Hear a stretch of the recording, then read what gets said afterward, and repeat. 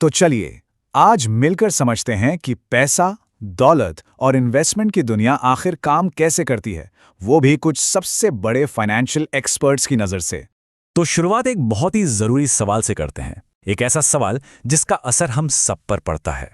पता है हमारे पैसे की कीमत कम क्यों होती जाती है? इसके पीछे ना एक साइलेंट किलर है जिसे हम कहते हैं महंगाई। ये एक ऐसी ताकत है जो चुपचाप हमारी मेहनत की कमाई की वैल्यू को कम करती जाती है। चलिए इसको एक आसान से उदाहरण से समझते हैं। जरा सोचिए, 5 साल पहले जितने रुपए में 4 लीटर सरसों का तेल आता था, आज उतने ही पैसों में सिर्फ 2 लीटर आता है। मतलब क्या हुआ? मतलब साफ है, पैसे की खरीदने की ताकत आधी हो गई। और हाँ, ये कोई छोटा मोटा आंकड़ा नहीं है। जरा सोचकर देखिए, पिछले 60 सालों में इंडिया में हर साल महंगाई औसतन 7.5% की दर से बढ़ी है। इसका मतलब साफ है, अगर पैसा सिर्फ बैंक में रखा है तो वो अपनी ताकत खो रहा है हर साल। तो फिर सवाल ये उठता है कि अगर सिर्फ पैसा बचाना काफी नहीं है तो फिर करें क्या?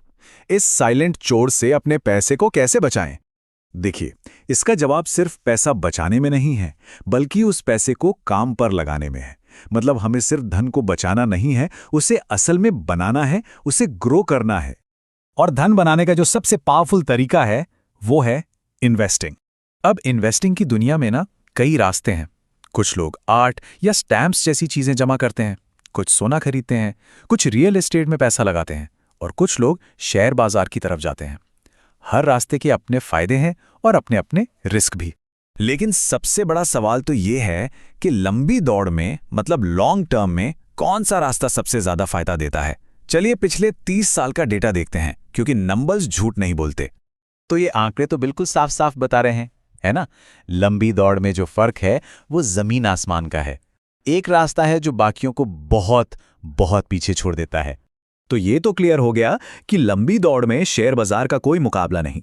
पर ये स्टॉक या शेयर होता क्या है आखिर? देखिए, ये सुनने में भले ही थोड़ा मुश्किल लगे, पर है बहुत सिंपल।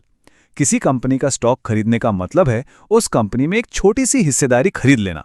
सीधी सी बात है, जब वो कंपनी ग्रो करती है तो हिस्सेदारी की कीमत भी बढ़ती है। लेकिन रुकिए, बहुत से लोगों के मन में ये सवाल आता है कि कहीं शेयर बाजार सिर्फ एक बड़ा रिस्की जुआ तो नहीं है? ये एक बहुत ही कॉमन डर है। तो चलिए इस पर बात करते हैं। इस टॉपिक पे ना दुनिया के सबसे सफल इन्वेस्टर वॉरेन बफे एक बहुत ही गहरी बात कहते हैं। वो कहते हैं कि रिस्क बाजार में नहीं है, रिस्क तब है जब आपको पता ही नहीं कि आप कर क्या रहे हैं। और यहीं पर इन्वेस्टिंग और सट्टेबाजी यानी स्पेक्यूलेशन के बीच का फर्क समझना बहुत बहुत जरूरी हो जाता है। देखिए, इन्वेस्टिंग लंबी सोच है, सालों की, जो बिजनेस की ग्रोथ पर टिकी होती है। दूसरी तरफ सट्टेबाजी है शॉर्ट टर्म का खेल, बस कुछ दिनों या हफ्तों में कीमत के उतार चढ़ाव पर लगाया गया एक दांव।